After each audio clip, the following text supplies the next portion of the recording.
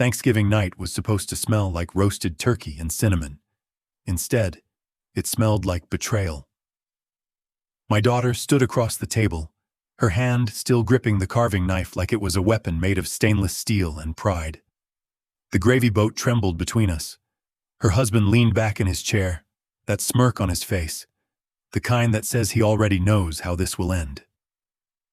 "Either you serve my husband at this table," she said, her voice cutting through the room like glass, "or you can pack your things and never come back here again."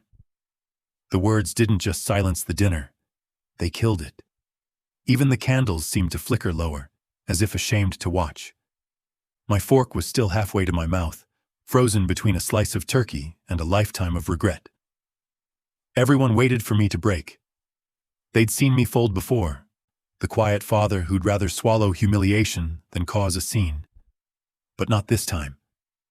I set the fork down gently. I stood. I smiled, not out of anger, but out of clarity.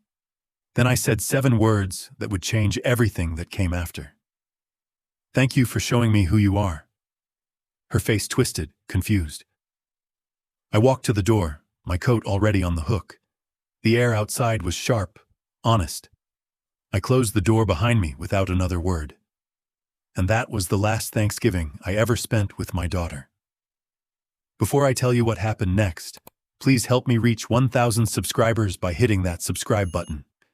It really keeps me motivated to share more unbelievable stories about family, betrayal, justice, and forgiveness. Thank you, truly, for your support.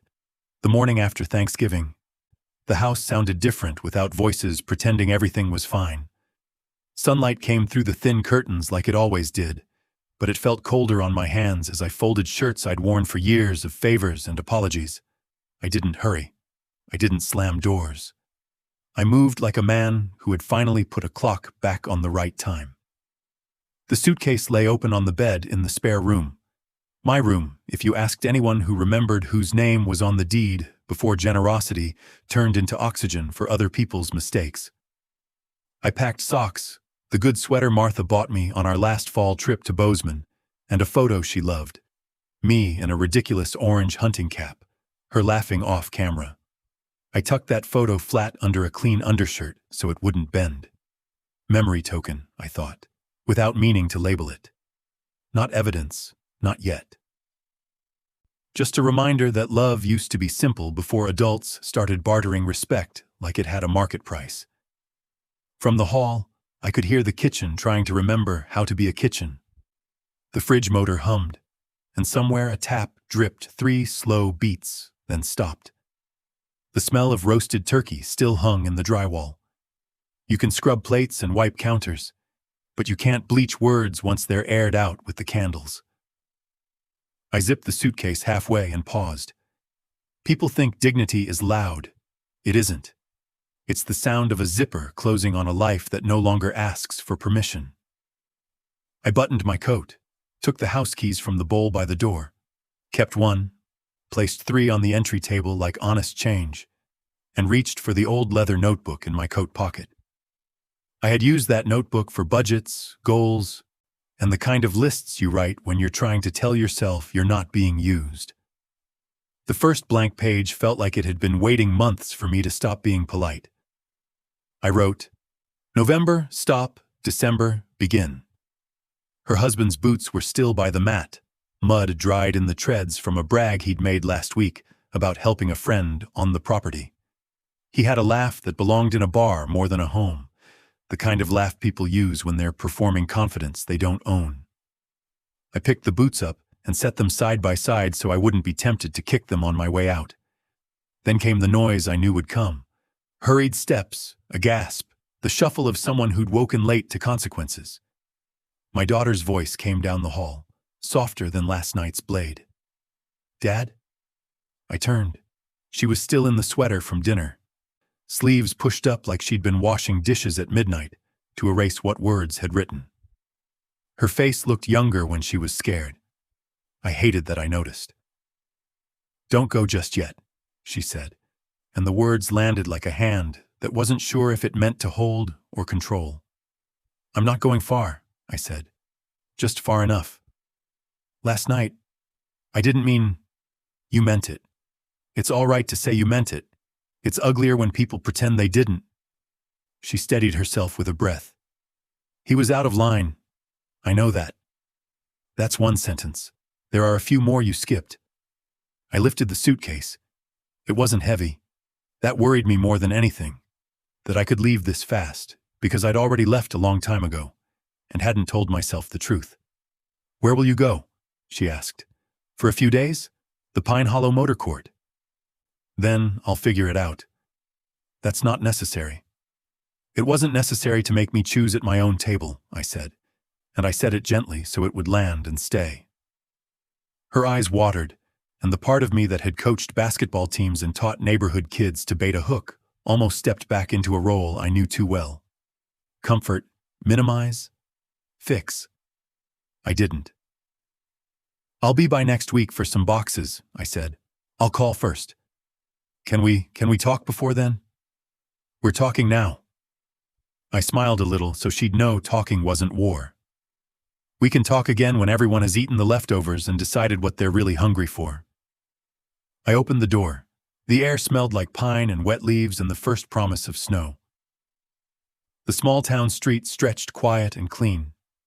The way places look when they haven't heard the latest news yet but will before lunch. I carried the suitcase to my truck, set it on the passenger seat, and sat behind the wheel long enough to feel the engine's warmth become permission. Driving through town, I kept my eyes on the road and my mind on numbers. Numbers don't lie if you stop teaching them to. The hardware store's flag fluttered at half attention because someone had forgotten to pull the rope tight. The diner had a hand-lettered sign in the window, pumpkin pie by the slice, and a crooked stack of to-go cups by the register. I turned past the courthouse, not ready for that building yet, and pulled into Pine Hollow. A neon vacancy buzzed like a tired fly. Room 12 had a key that didn't want to turn unless you asked twice. Inside, a bedspread with a pattern from 1998, a table, 2 chairs, and a heater that sounded like an old man clearing his throat. I set the suitcase on the rack, opened the curtains, and watched the bright emptiness of the parking lot hold my reflection in the glass. Then I let the morning sit with me. Quiet, no door slams, no footsteps I couldn't predict. I pulled the notebook out again and drew a quick map of what mattered. Bank, insurance, utilities, title. 4 boxes, 4 lines. Not a war plan. More like a schedule for someone who had forgotten he was allowed to manage his own life. I wrote one more thing. Silence is not weakness. Some silences are grief. Some silences are strategy. Mine had been grief for years, disguised as patience. It would become something else now. I made coffee with the little machine on the dresser. Bitter, thin, but honest. I took the first sip and, like a bad habit, memory came to find me. It wasn't last night that made last night happen.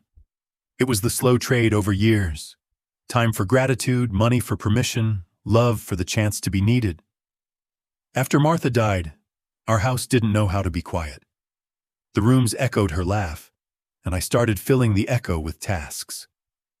When my daughter said they needed help for just a few months, I said yes. When a few months grew legs, I pretended not to see them running. When he moved in with his heavy boots and light promises, I told myself men change when they're given the dignity of a roof. I forgot that dignity is something you build, not something you borrow. I had taught customers for 30 years to never sign what they hadn't read with a clear mind. But there I was, signing little emotional contracts in my head. If I pay the bill, maybe we'll eat together more. If I don't complain, maybe he'll respect the home more. If I say nothing, maybe she'll hear me anyway. People don't hear what you don't speak. Another sip, the heater rattled, then settled. Last night's sentence still hung in the air like someone else's coat on my hook. Either you serve my husband, or leave. It took half a lifetime to understand that the dirtiest part of that sentence wasn't the ultimatum. It was the word serve, delivered like a rule, not a request. The rule had lived under smaller sentences for years. Could you cover this? Would you mind? It's just this once. Service is love when it is chosen. It's theft when it's demanded. I pulled my phone out and scrolled through contacts I'd been a coward about. Not because I didn't know who to call, but because I didn't want to confirm what I already knew I had to do. I didn't press any names yet. First, I needed a different kind of call. I dialed the diner. You open? Always, Annie said, cheerful by habit. You coming in for a plate or a booth to hide in? Both, I said. Save me the corner. You'll have coffee before you sit, she said. Rough night? Thanksgiving, I said. That'll do it. I hung up, grabbed my coat, and checked the notebook again. 4 boxes waiting for check marks. The town hadn't heard yet, but small towns are good at catching up. They listen with their eyes. They add 2 and 2 faster than big places do, and they remember who brought casseroles when the wind cut out the power last winter. I locked the motel door and paused at the railing.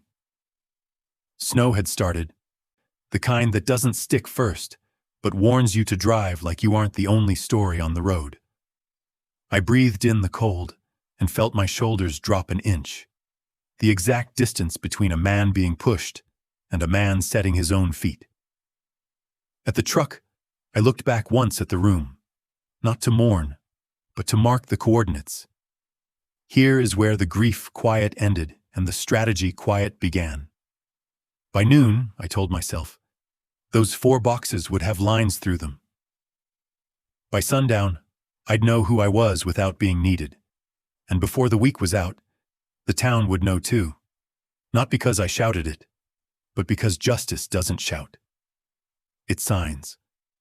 By the time I reached Annie's diner, the smell of bacon and old coffee had already done what comfort never could. Reminded me that normal life kept going, even when yours had cracked. I took my usual seat in the corner, facing the window. Small towns always watch you through reflections before they decide whether to ask. Annie brought the cup without a word. Black, no sugar. That was the kind of grace you get only from people who've seen enough breakups, bankruptcies, and funerals to recognize when someone's carrying the kind of silence that shouldn't be interrupted. Rough Thanksgiving? She asked anyway. Let's call it educational. She smirked, wiped the counter, and left me with my thoughts. Through the window, I could see the courthouse clock tower, and across the street, the small community bank where I'd opened my daughter's first account 15 years ago. The place looked exactly the same. Green awning, cracked sign, promise of trust. I stared at it like a mirror and saw what I'd ignored for too long. Trust is the first thing you sign away when love asks for receipts. The waitress refilled my cup. You need pie? Not today, I said. Today I need to remember who taught who how to lie politely. She nodded like she'd heard worse. When you raise a child, you believe the lessons stick in the right order.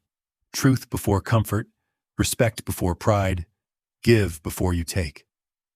What I learned that night was that lessons can rot if you feed them with pity long enough. I'd taught my daughter to lean, never thought to teach her how to stand.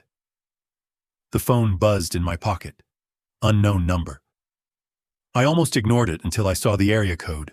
Local. I answered, half expecting a bill collector for someone else. Mr. Harper? A man's voice said. This is Tom Fletcher from the county assessor's office. We're updating property tax records, and I just need to confirm, you're still the primary owner of 114 Orchard Street? I felt the coffee hit my throat harder than it should have. Of course I am. Well, that's what our file says, Tom said carefully. But someone came by last week asking about title transfer procedures. A younger man, late 30s maybe, claimed to be co-owner. Said you'd authorized him to handle everything after Thanksgiving. Did he give his name? Yes, sir. Mark Benson. My son-in-law's real name. I let the silence stretch until Tom asked, should I make a note to disregard any further inquiries? You should make a note, I said slowly, that anyone asking about that property without my signature is committing fraud. He exhaled. Understood. Sorry for the trouble, sir. No trouble at all, I said. Thank you for letting me know." When I hung up, the world went quiet. Not the quiet of peace, but the quiet before you decide who you're dealing with. I pulled out the notebook, drew another box. Property. Then underlined it twice. Outside, Main Street looked normal again. A kid rode a bike past the post office. A couple of church ladies waved from their Buick. But behind every polite gesture, small towns carry radar for scandal, and I knew how fast news traveled when someone started poking around title records. I paid the bill and walked across the street to the bank. The teller still recognized me. "Mr. Harper, haven't seen you in ages. Busy being retired," I said with a smile. "Could you print me the list of active accounts under my name?" "Sure thing." She printed 3 pages. "Do you want the joint accounts too?" "Especially those." When she handed them over, I scanned the list. My daughter's name appeared next to 2 of them, savings and credit line. Both had withdrawals that didn't match her spending. I'd been signing automatic transfers for years, calling them help. I hadn't realized how far help had stretched. "How long have these been active?" I asked. She checked her screen. 5 years. 5 years, I repeated. "And those automatic transfers go where?" "Mortgage and utilities for the Orchard Street address." "Right," I said. "Let's put a hold on any transfers from my personal accounts effective today." The teller hesitated. "Do you want to notify the co-owner?" "She'll figure it out when the bill arrives."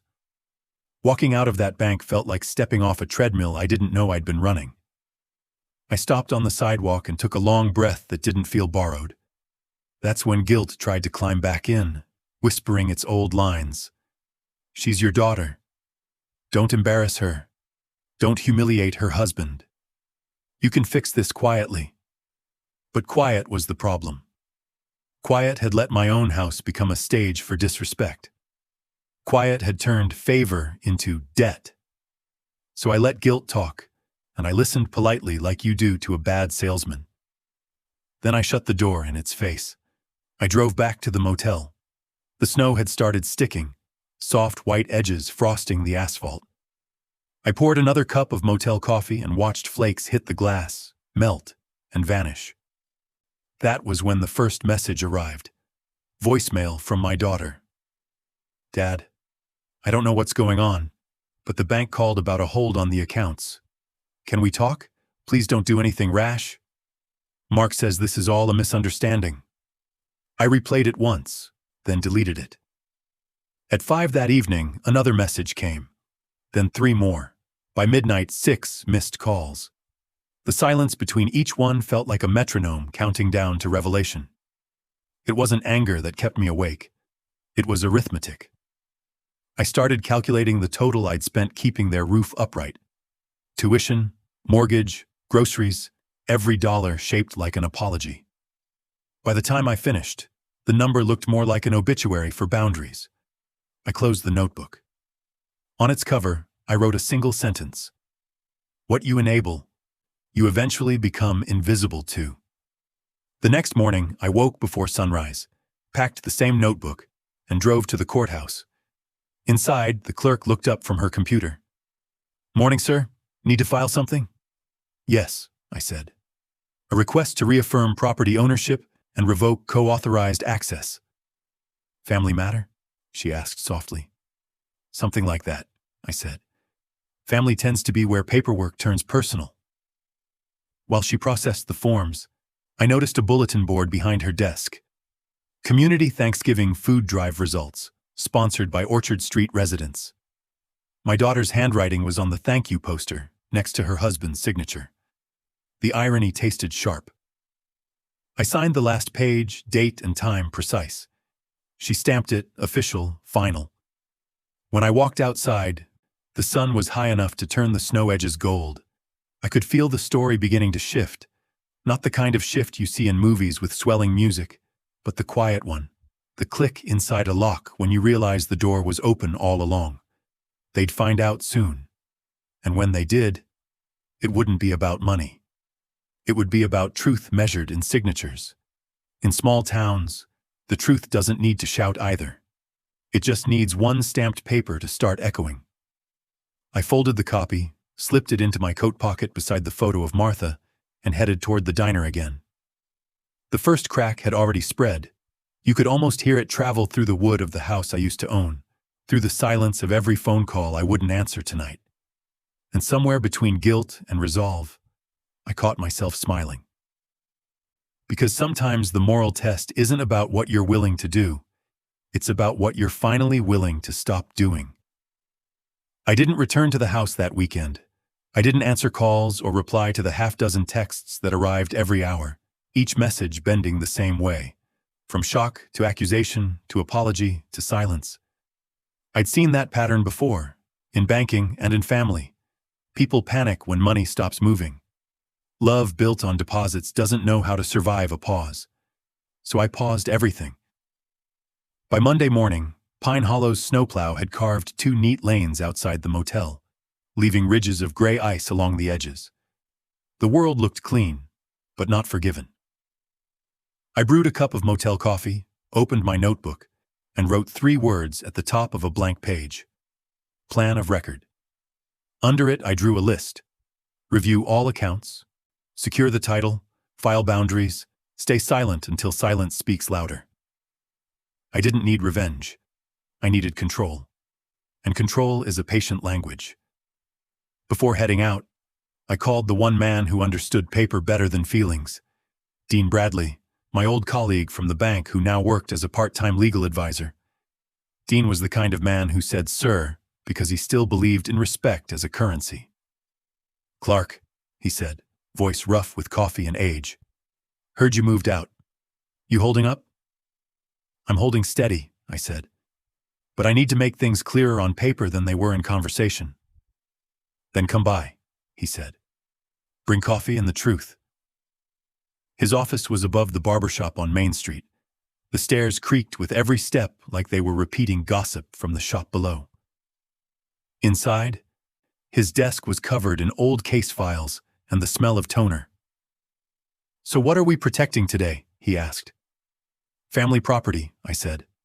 "Unauthorized access, possible attempted fraud." He flipped through my documents slowly. "You always were the organized type. I like this. Clean lines, quiet fury." "I don't want escalation," I said. "Just peace that can't be stolen." "That's rarer than money," he said, printing a new sheet. "Here, beneficiary adjustment agreement. Locks the property into a trust. Nobody can touch it without your explicit consent." I signed where he pointed. The last line read, "All financial support previously granted shall be deemed voluntary and non-recoverable. Future assistance shall require written consent." "It sounds cold," I said. "It sounds final," Dean replied. He slid another envelope toward me. "Optional. A cease and desist letter.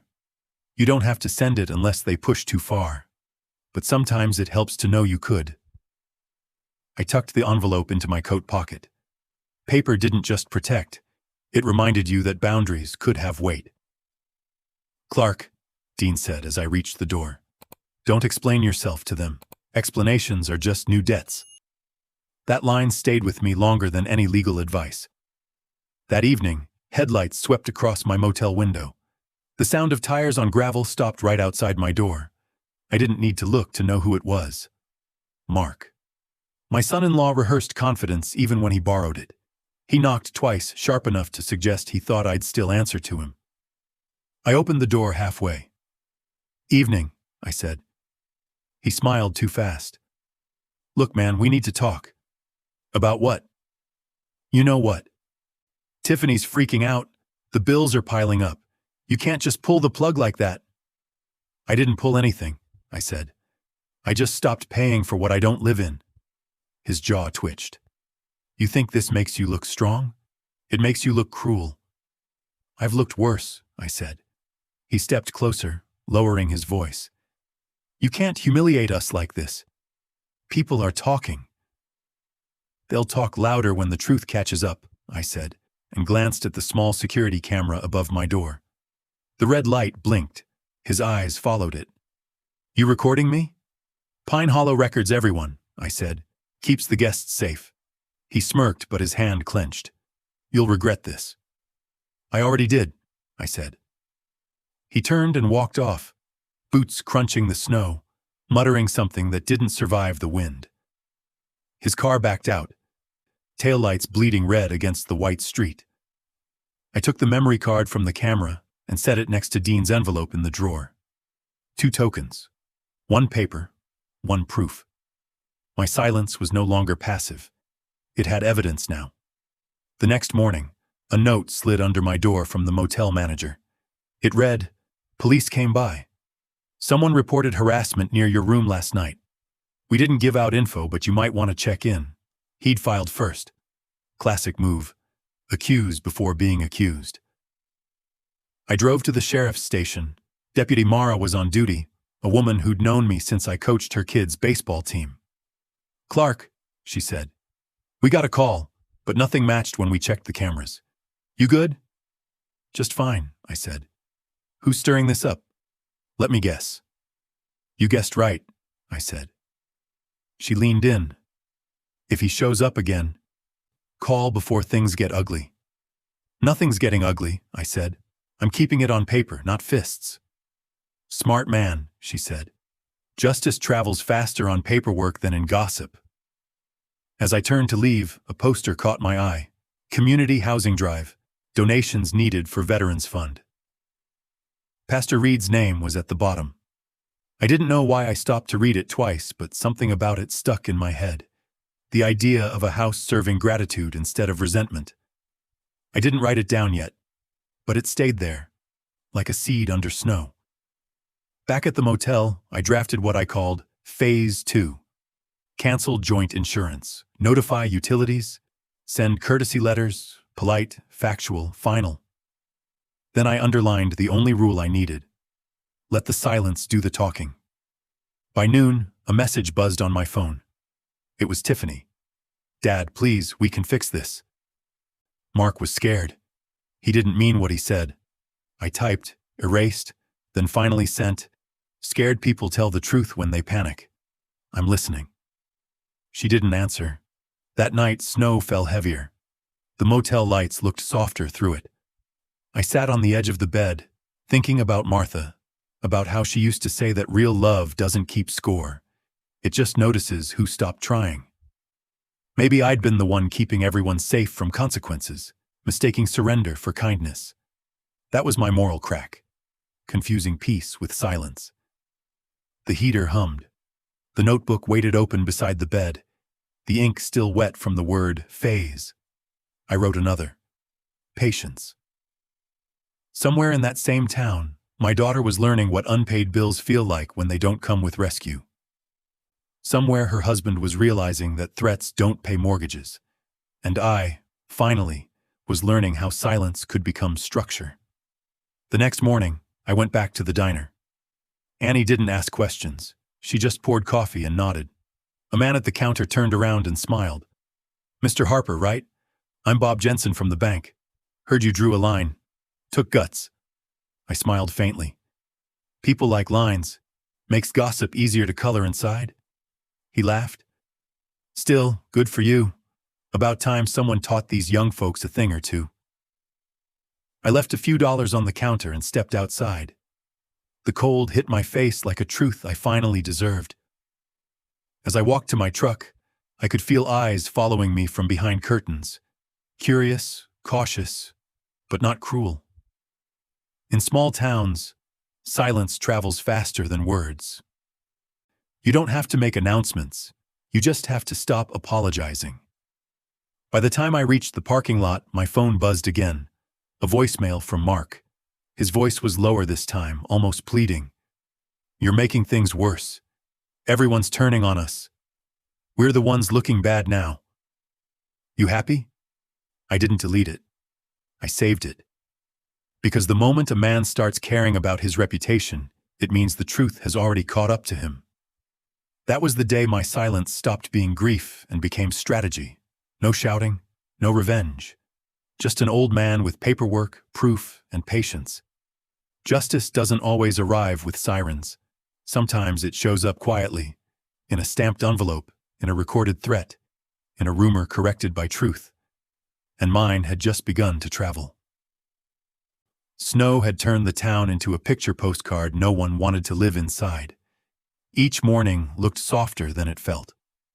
I spent that week in silence, but not the kind people mistake for surrender. Silence can be a net. It catches everything.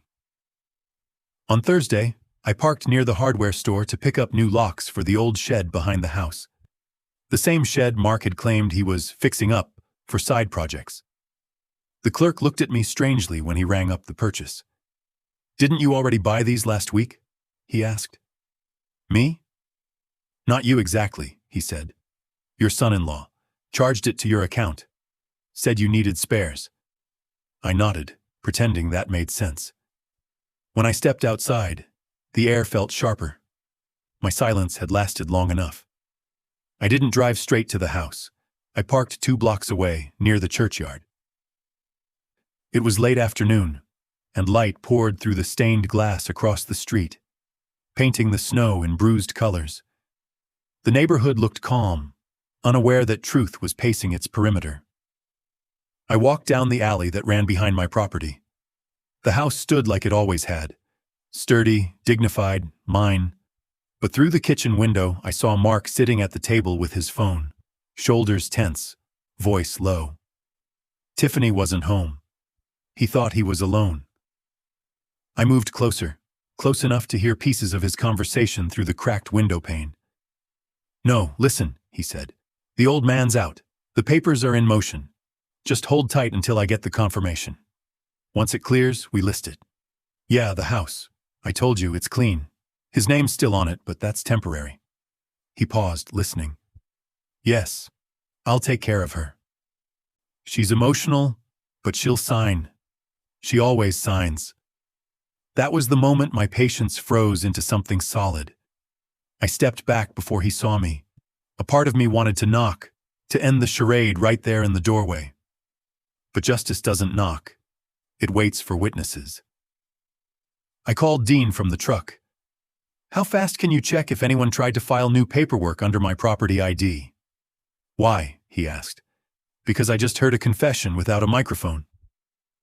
Dean said he'd head to the courthouse first thing in the morning. "Bring nothing," he added. "Just yourself and that calm voice of yours. Paperwork can't argue with calm." That night I stayed up in the motel, staring at the memory card from the security camera, replaying Mark's visit again and again. His words, his smirk, his threat, it was all there. I didn't even need to raise my voice to win. The next day, the courthouse hallway smelled of old carpet and cold air. Dean was waiting by the clerk's counter, tapping a folder. "You were right," he said. "Your son-in-law tried to file a transfer request. He used a forged signature and a notary who doesn't exist. It didn't clear, but it's in the system. That's a felony if we push it." "Let's not push," I said. "Let's let it breathe." Dean frowned. "You sure? We could bury him today." "I don't need him buried," I said. "I just need him exposed." He smiled slowly. "You always had a taste for poetic justice." We made certified copies. The clerk handed me one, stamped and sealed. The sound of that rubber stamp hitting paper was louder than any argument I could have had. That night, I took a walk past the church. The Friday night Bible group was leaving, laughter spilling into the cold. Pastor Reed waved when he saw me. "Clark, we missed you last Sunday." "I've been learning how to pray without talking," I said. He smiled, confused but kind. "You should come by tomorrow. We're hosting the Veterans Fundraiser." I looked at the poster again. Veterans Housing Drive. The same one I'd noticed at the sheriff's office. "Maybe I will," I said. Saturday arrived with clear skies and sharper gossip. Pine Hollow didn't need newspapers. It had diner booths. People already knew Mark had been asking strange questions around town, and when a man starts visiting lawyers he can't afford, the story writes itself. I parked near the church and watched families carry boxes of canned food and blankets inside. It wasn't my scene anymore, but it would be. I waited until the service ended before stepping in. Pastor Reed greeted me with his usual warmth. "Clark, you came. I wanted to talk about the fundraiser, I said. You still taking property donations? His eyebrows lifted. We are. You serious? Serious enough to make it anonymous for now. I want the old house to mean something better than arguments. He blinked, then nodded slowly. That's generous, Clark. You sure about that? I'm sure, I said. But I need the paperwork ready by Monday. I'll handle the legal transfer. You just make sure the community knows what it's for. As I left, a woman I didn't know stopped me by the steps. You're Tiffany's dad, right? She asked. I am. She came by the grocery store crying yesterday, the woman said softly. Said she thought she was losing everything. I nodded. Sometimes losing everything is the only way to find out what was real. That night, I sat in the motel again, listening to the faint hum of the heater. I didn't feel proud. I felt steady. A week ago, I'd been humiliated at my own table. Now the same people who laughed over turkey were trying to understand how silence had turned into motion. At 9:30, my phone buzzed again. This time, Tiffany's name appeared. I let it ring once before answering. Dad, she said quietly. They're saying things at the bank, that you're giving the house away. I am. Why? Her voice broke. You built that house. I did. And then I watched it become something else. Maybe it's time it turns back into what it used to be. A home. She was crying now. Mark said you're doing this to punish us. I'm not punishing anyone, I said. I'm correcting a mistake. Can we talk? You're talking, I said softly. But if you want to listen, meet me at the church tomorrow morning. She didn't answer for a long time. Then a quiet, defeated, okay. Sunday morning, the church bell rang exactly at 9. I arrived early, papers folded neatly in my coat pocket. The sanctuary smelled of coffee and hope. People whispered as I walked down the aisle toward Pastor Reed, who looked surprised to see me again. Behind me, the doors opened. Tiffany entered, red-eyed but composed. Mark followed, shoulders squared like a man trying to convince the world he still mattered. Pastor, I said, before the service, could I share something brief? Of course. I turned to face the small congregation. I didn't raise my voice. I didn't need to.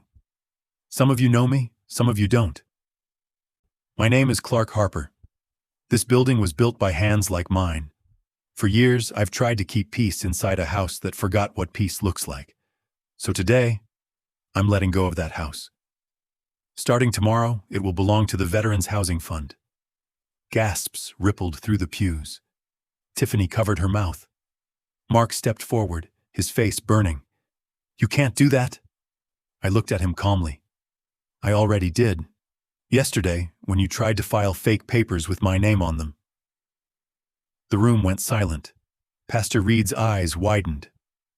I have the document, I said, pulling the certified copy from my pocket.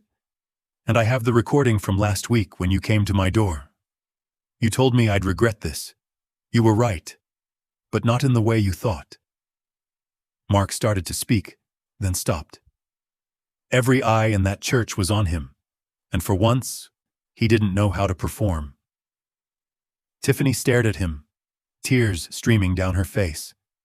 She whispered something I couldn't hear, then turned to me. I'm sorry, she said. I know, I replied. Now you can start new. Pastor Reed cleared his throat. Mr. Harper, this is an incredible act of grace. Grace, I said, isn't free. Someone always pays for it. I'm just making sure the payment means something this time.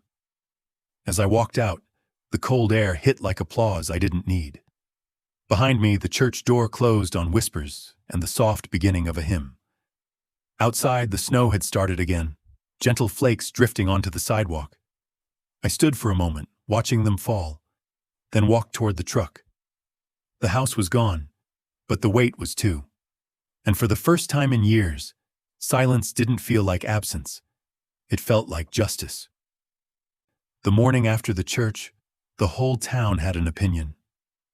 I didn't read the posts, but Annie told me the phones at the diner hadn't stopped ringing. Half the people think you're a hero, she said, pouring my coffee.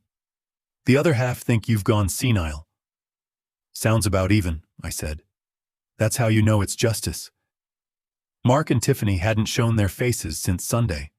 Their car was gone from the driveway, and the blinds in the living room were shut tight. But news travels faster than tires on snow, and I knew they'd heard every whispered version of the story by now. The father who gave away his own home to strangers, the husband who forged signatures, the daughter caught in the middle of her own silence. By Tuesday morning, the phone calls started again. The first one came from a blocked number. I let it ring twice before answering. "You ruined us," Mark said, his voice stripped of confidence, replaced with exhaustion. "You think you're righteous, but you're just bitter." "I think I'm awake," I said. He laughed, sharp and hollow. "You made a fool of yourself in front of the whole town." "No," I said quietly. "I made you tell on yourself." He hung up. The second call came later that night. This time it was Tiffany. Her voice trembled, softer than I remembered. "Dad, please. You don't understand what people are saying about us." "I understand," I said. "I just stopped trying to control it. You could have talked to me first. I tried, remember? You gave me a choice." She went quiet. Then, "He's gone." "Where?" "I don't know. He took the truck and most of the savings." "That sounds like freedom," I said. "Not for me," she whispered. "Everyone's avoiding me. I can't even go to the store." "Then stop hiding," I said gently. "Tell the truth. People respect confession more than excuses." "I'm not as strong as you." "You don't have to be strong," I said. "You just have to stop lying for him." After we hung up, I sat in the dark for a long time. The motel clock blinked 12:04. Outside, snow kept falling, quiet, relentless, like time itself cleaning the street. The next morning, I went to Dean's office again. He looked up from his desk, already smiling. "Congratulations, you're officially the talk of Pine Hollow." "I never liked fame," I said. "But I do like closure." He leaned back. "You've got legal safety now. You could walk away clean. But something tells me you're not done." "I'm not done," I admitted. "I'm just not angry anymore." Dean nodded. "That's when you make your best moves." We drafted one last set of papers, a notarized statement confirming the donation transfer, and a brief notice to the county confirming that the house at 114 Orchard Street was now under the Pine Hollow Veterans Trust. No room for misinterpretation. No room for manipulation. When we were done, Dean said, "You know what I like about you, Clark? You don't gloat." "Gloating's just noise," I said. "Silence leaves an echo." That afternoon, I drove past the house one last time. The driveway was empty. The snow covered everything, the porch steps, the flower beds, even the mailbox that still had my name fading on it. For a second, I almost felt pity. Almost. Then I saw the lights flicker in the kitchen window. Someone was inside. I parked across the street, heart steady, not racing. The back door was ajar. When I stepped closer, I saw him, Mark, standing in the middle of the kitchen, pulling drawers open, his face flushed with frustration. Papers scattered across the table. He hadn't left town after all. "Looking for something?" I said from the doorway. He spun around, eyes wide. "You have no right to be here." "Neither do you," I said. He pointed at the stack of papers. "You think you can give away my home? It was never yours." He slammed his fist on the counter. "You destroyed my life." "No," I said. "You did. I just stopped financing it." He grabbed a document from the table, the donation form, the one I'd left with Pastor Reed for community posting. "This? You think this makes you noble?" "I don't care if it does," I said. "It makes me done." He took a step forward, voice shaking. "You're going to regret this, old man." I didn't flinch. If regret means peace, then I hope so. His eyes darted toward the back door, where two figures stood in the snow, Deputy Mara and another officer. "Mr. Benson," Mara said calmly, "we'd appreciate it if you came with us." We have a few questions about property fraud and a forged notary stamp. Mark froze. You can't prove anything. Then you won't mind answering, she said, holding out a folded warrant. He looked at me. You called them? I shook my head. No. Pine Hollow called them. You talk too loud. He laughed bitterly, but his voice cracked. You think this makes you a good man? No, I said quietly. It just makes me an honest one. The officers led him out. His footsteps crunched against the snow until they faded into the sound of a car door closing. Inside, I stood alone in the kitchen, the same kitchen where a week ago I'd been humiliated. The turkey stains were gone, but the echo of that night still lived in the walls. I placed my hand on the table, steady, firm. Justice doesn't shout, I murmured. It signs. I turned off the lights and locked the back door behind me. Outside, the church bell rang twice. Somewhere in the distance, a dog barked. I walked back toward the truck, each step lighter than the last. When I reached the main road, my phone buzzed. A text from Tiffany. They took him. The police said you didn't press charges. Why? I typed back. Because consequences already did. She didn't reply, but 5 minutes later, another text came. I went to the church. Pastor Reed said the house will help veterans by Christmas. I want to help too. Can I? Yes, I wrote. Start there. Then forgive yourself. I parked near the diner again, the same corner where this whole unraveling had begun. Annie saw me through the window and waved. When I stepped inside, the warmth hit me like something I hadn't realized I missed. She filled a cup and slid it across the counter. Heard they picked up your son-in-law. Small towns don't keep secrets long, I said. She smiled. You must feel vindicated. Vindicated's just a fancy word for tired, I said. But I feel clean.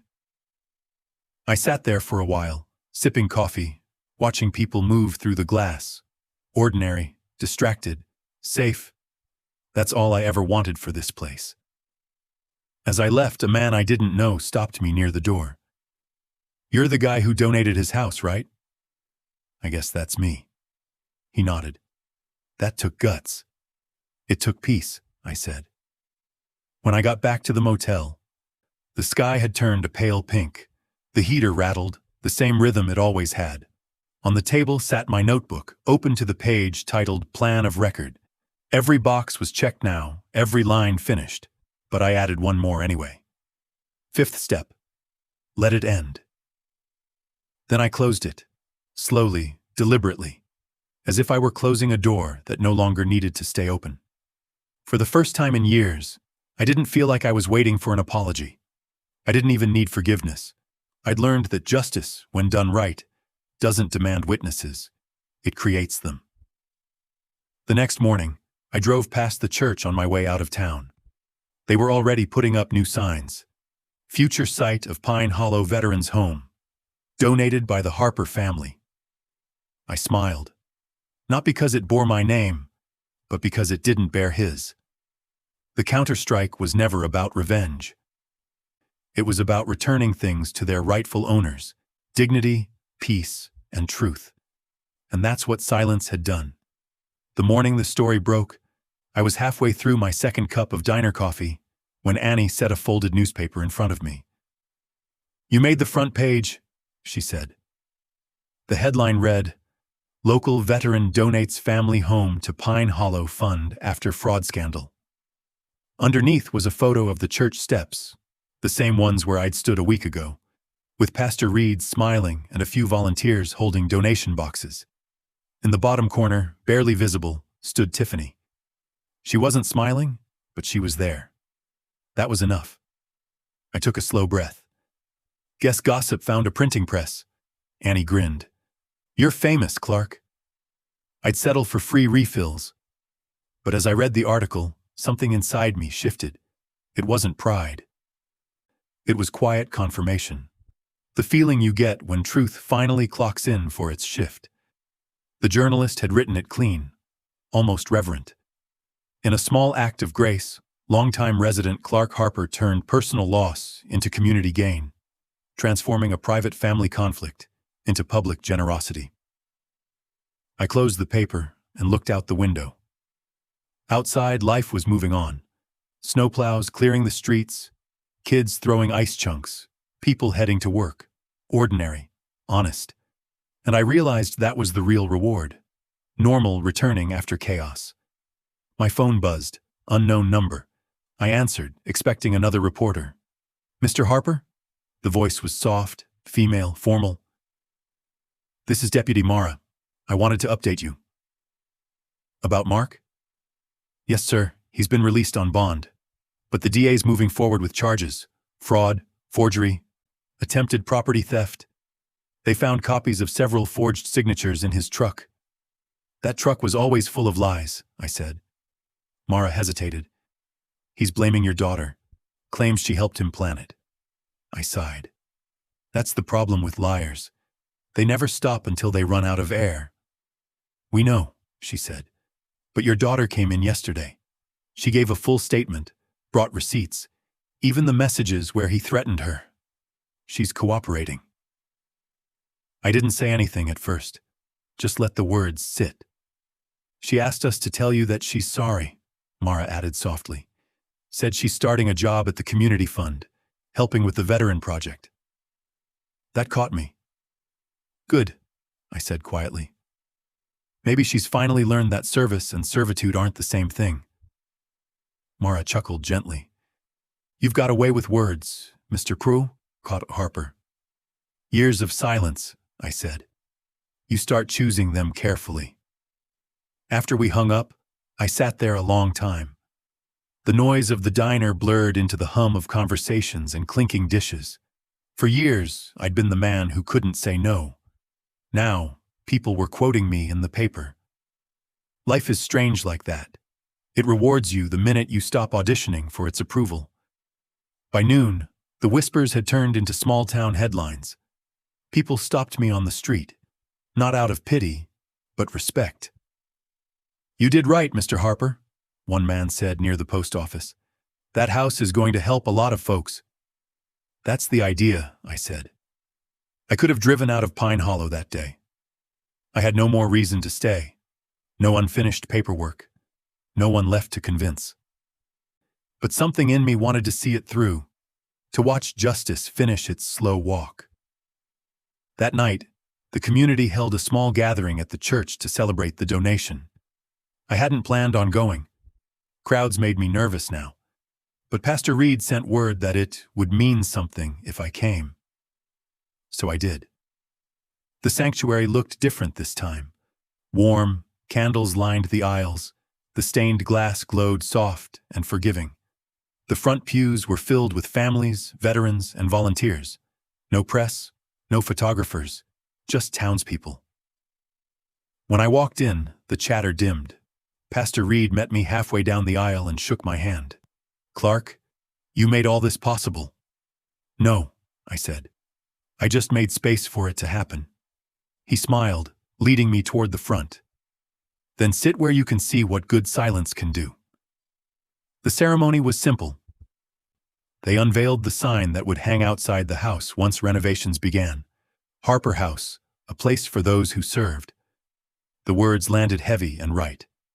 When the applause ended, Pastor Reed said, "Would you like to say something?" For a moment, I almost said no. But then I stood, because some silences deserve an ending. I looked around at faces that once knew me as the quiet man who kept too much peace. "I don't have a speech," I said. "Just a thought. For a long time, I mistook kindness for duty. I thought saying yes meant love. Turns out love needs boundaries too. Or it stops being love and turns into permission. I don't want to teach forgiveness tonight. I just want to show what truth looks like when it stops apologizing." There was no applause, just stillness, the good kind. When the event ended, Tiffany approached me near the door. Her coat was too thin for the cold, and her eyes were red, not from shame, but relief. "I didn't think you'd come," she said. "I almost didn't," I said. "But I wanted to see if you would." She swallowed hard. "I did everything they asked. The DA, the church. I told them the truth. I heard, I said. You did right. I lost everything, she whispered. Then you've got room for better things, I said. She looked at the floor. Dad, can I ask you something? Anything. Do you hate me?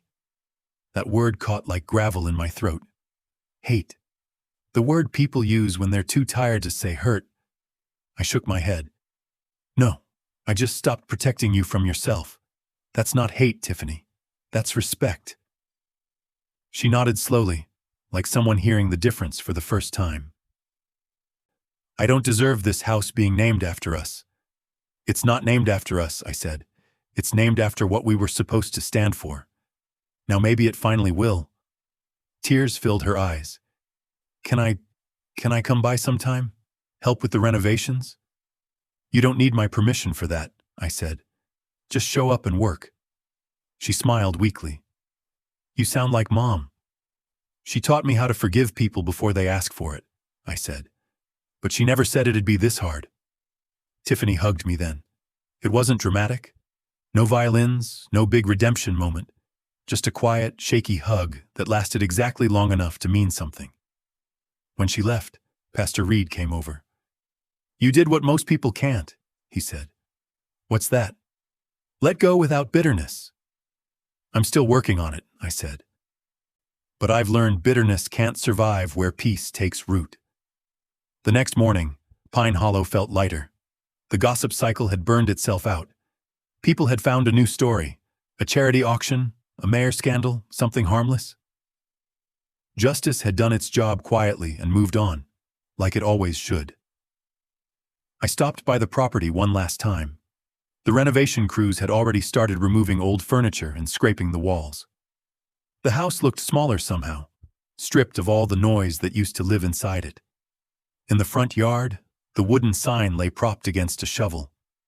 Harper House, for those who served. I stood there, hands in my pockets, and smiled. For years I'd served everyone else. Now the house would finally serve people who understood what that word really meant. A car pulled up behind me. It was Dean. He rolled down his window. Well, I'll be damned. You actually did it. Had to, I said. It was the only way to make peace expensive enough to mean something. He grinned. You ever think about writing a book? Call it The Gospel of Quiet Men? Maybe, I said, but quiet men don't write books. They live them. He laughed, then pointed toward the church. They're having volunteers over for lunch. You should join. I might, I said, after one more goodbye. He drove off. I walked around to the back porch, where the steps still creaked the same way they had for 30 years. I sat down, the cold wood pressing through my coat. The town was quiet again. Honest quiet, not fearful. I pulled out my notebook, the same one that had started this all. The last page was still blank. I wrote, Justice completed. Silence restored. Then, beneath it, smaller. Martha would have smiled. I closed it, tucked it back into my coat, and stood. The house behind me was no longer mine, but the man who'd built it had finally come home to himself. As I walked back toward the truck, I realized something I hadn't before. Forgiveness isn't a door you open for someone else. It's the lock you remove from your own heart. And that sound, soft and final, is the loudest kind of freedom there is. The snow had started to melt by the time the church bells rang for Sunday service again. The streets were wet, the air smelled like thawing pine, and the town looked as if it had decided to forgive itself. Pine Hollow had a short memory for scandal, but a long one for grace. I sat on the bench outside the diner, hands wrapped around a cup of coffee gone cold. Watching people cross Main Street in their church clothes, they waved like nothing had ever happened. Maybe that was their way of forgiving me too. Or maybe they'd finally realized the story wasn't about shame. It was about boundaries. Boundaries. The word had started to mean something new to me. For years I thought it meant distance, walls, punishment. But now I knew better. A boundary isn't about keeping people out. It's about keeping your peace in. Tiffany texted that morning, starting the first volunteer shift today. They gave me paint duty. I typed back, good. Paint covers scars. Just make sure you don't cover the lessons too. She sent a small heart emoji. That was new. She used to send bills. The town's gossip chain had finally moved on. Mark's case was set for trial in the spring, but no one talked about him much anymore. His name had become a cautionary echo, a lesson told softly between coffee refills and over fences. Everyone knew what he'd done, and everyone knew how it ended. Not with shouting, not with revenge, but with silence and paperwork. One afternoon, Pastor Reed stopped by the diner and slid into the booth across from me. "You don't come around the church much," he said. "I've been praying in parking lots lately," I said. "No collection plate there." He laughed. "I wanted to tell you something. We moved the veterans in yesterday, the first two. One of them lost his home after a fire last winter. The other's been living in his car. When they saw the bedrooms, one of them cried." I nodded slowly. "Good. The house finally learned how to shelter people again." Reed leaned forward. "You know, forgiveness works a lot like that house. You clear out the old stuff to make room for someone new." "I'm not sure I'm there yet," I said. "That's fine," he said. "Forgiveness isn't an arrival, it's maintenance." He left the booth, patting my shoulder on the way out. I stayed there for a while, staring at the street through the window. Across from the diner stood the courthouse, where everything had started to unravel. Funny how the same walls that used to scare me now looked like structure instead of punishment. Later that day, I drove out to the edge of town. The fields were half frozen, sunlight glinting off patches of ice like tiny mirrors. I stopped by the old cemetery where Martha was buried. The snow had melted enough for me to brush her name clean. "Hey," I said quietly. "It's done." I stood there for a long time. The wind moved through the trees, and it sounded almost like breathing. "I gave the house away," I said. "Not to strangers, to purpose. You'd like it. Veterans, families, people who know what serving costs." The ground was hard, but I sat anyway, the cold pressing through my coat. "I messed up a lot, Martha. Tried to be peace when I should have been principle. Tried to be nice when I should have been honest. But I think I finally got it right. Maybe a little late, but right." A soft crack echoed through the woods. Maybe a branch breaking, maybe something smaller. Either way, it sounded like release. I smiled. "You'd tell me not to overthink it. You always did." When I stood, I felt lighter. I didn't say goodbye. People make that mistake too often, thinking forgiveness has to be final. Sometimes it just means you can walk away without carrying the weight. Back in town, I stopped at the veterans' house. The front porch light was on, glowing soft against the early evening. Through the window, I saw Tiffany helping hang curtains. She laughed at something one of the men said, a laugh I hadn't heard since she was a teenager. It didn't sound guilty anymore. It sounded like rebuilding. I didn't go in. I just watched from the street, long enough to feel the warmth of it from a distance. That was enough. As I turned to leave, I saw someone had placed a small wooden plaque by the gate. The carving was simple, handmade, uneven. It read, "Peace lives here." That was when I finally understood what forgiveness really meant. It wasn't saying it's okay, it was saying it's over.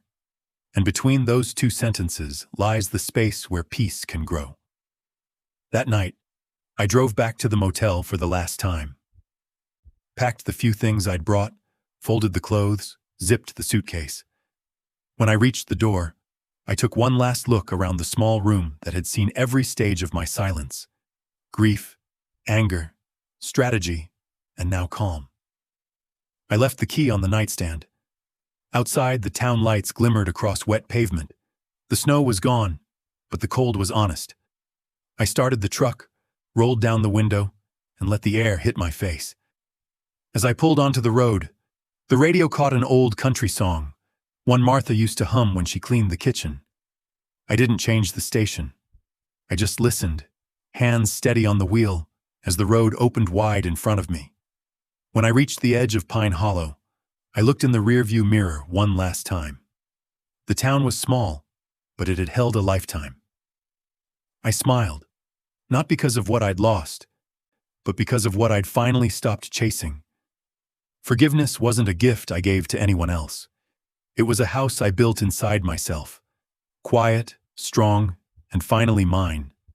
And for the first time in forever, the silence wasn't empty. It was home. It's strange how quiet feels different once peace finally settles in. For months, silence had meant distance, an empty space between me and the people I loved. But now, it sounded alive, the kind of quiet that holds gratitude instead of guilt. A few weeks passed since the veterans moved into Harper House. Pine Hollow had returned to its rhythm, kids waiting for school buses, church bells marking the hours, people waving from pickup trucks, with that small-town politeness that forgives without needing to say it. I spent those weeks helping Dean with paperwork at the courthouse. Nothing big, just signatures, filings, the kind of work that keeps you useful without drawing attention. Every afternoon, I'd drive past the old house.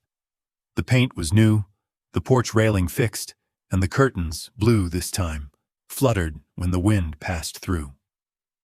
One evening, Tiffany was out front with a ladder, helping string lights across the porch. I parked across the street and watched for a while. She looked different, calmer, steady, the way Martha used to look when she finished something she was proud of. When she saw me, she waved. I hesitated, then waved back. She crossed the yard slowly, wiping her hands on her jeans. "You still drive by every day," she said, smiling faintly. "Habit," I said. "I used to come here to fix things." "Maybe now you can just visit," she said. "Maybe," I said, and looked up at the lights. "They look good." "Dean helped me measure," she said. "Said you taught him that nothing hangs straight without a level." "He's exaggerating," I said. "But I'm glad someone listened." She looked down for a moment, her breath visible in the cool air. "The veterans asked if you'd come by next week. They want to meet you." "I might," I said softly. "But it's better they don't think of me as an owner. Just a man who got lucky enough to give something back." "You don't give yourself enough credit," she said. "And you used to take too much," I replied, and we both laughed. A small, honest laugh. Not nervous anymore. Before she went back to the porch, she touched my arm lightly. "Thank you, Dad." "For what?" "For not giving up on me even when you stopped saving me." I nodded. "You can't teach people to stand if you never let them fall." She smiled, and for a moment, I saw the little girl who used to run barefoot through the yard, chasing fireflies with a jar she could never keep closed.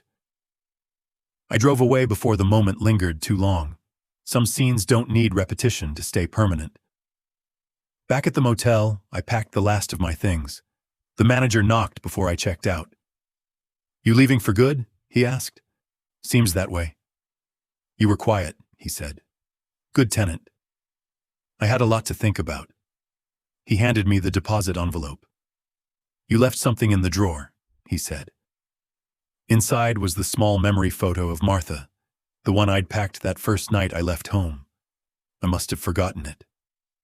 I looked at her smile frozen in the old print, the sunlight caught in her hair. The same smile Tiffany carried when she didn't know anyone was watching.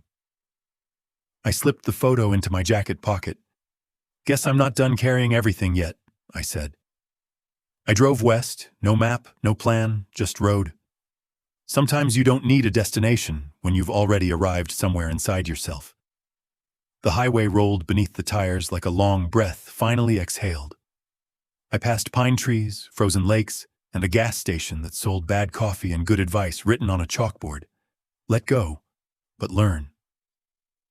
By sunset, I pulled over by a rest stop overlooking a field. The sky burned gold, fading into violet. I sat on the tailgate of the truck, sipping coffee from a paper cup, watching the light fall slow and patient. For the first time in years, I didn't feel alone. Not because anyone was with me, but because I'd finally stopped standing in my own way. The phone buzzed. A message from Tiffany. It was a photo of the finished house. The porch lights glowed warm against the snow. Beneath it, she'd written, "Dinner next week? Veterans are cooking. No ultimatums this time." I smiled, stared at the screen until the colors blurred into the sunset. Maybe forgiveness doesn't erase the past. It just lets you look at it without wincing. I turned off the phone and watched the last light disappear over the field. The world felt still, but not frozen. Just alive. Breathing. Maybe that's what healing really is. Not forgetting what broke you, but learning how to live beautifully around the cracks. And somewhere in the quiet, I could almost hear Martha's voice again. Soft, steady, amused. "Took you long enough?" I laughed under my breath. "Yeah," I said to no one. "But I made it." The wind moved through the trees, the air cool and clean, the silence full instead of empty. And for once, that was enough. Do you think forgiveness and rebuilding a family after children realize their mistakes is important? I'd truly love to hear your thoughts. Share your perspective in the comments below, and don't forget to subscribe so you won't miss the next powerful stories about family, justice, and redemption.